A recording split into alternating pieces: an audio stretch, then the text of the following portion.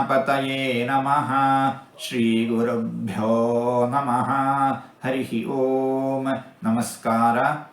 ಓಂ ಭೂತಾಧಿಪತಯೇ ನಮಃ. ಭಗವಂತ ಸರ್ವ ಪ್ರಾಣಿಗಳಿಗೆ, ಸಕಲ ಜೀವಿಗಳಿಗೆ ಅಧಿಪತಿಯಾಗಿದ್ದಾನೆ.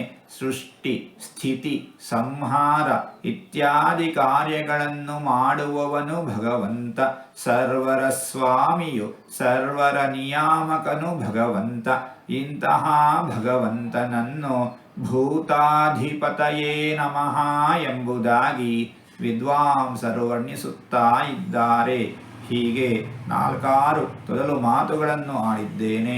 ಇದರಲ್ಲಿ ಏನಾದರೂ ತಪ್ಪುಗಳು ಇದ್ದರೆ ಆ ತಪ್ಪುಗಳನ್ನು ಬಿಟ್ಟು ಒಳ್ಳೆಯದು ಅಂತ ಏನಾದರೂ ಇದ್ದರೆ ಆ ಒಳ್ಳೆಯದನ್ನು ಮಾತ್ರ ಸ್ವೀಕರಿಸಬೇಕು ಅಂತ ಹೇಳಿ ಪ್ರಾರ್ಥನೆ.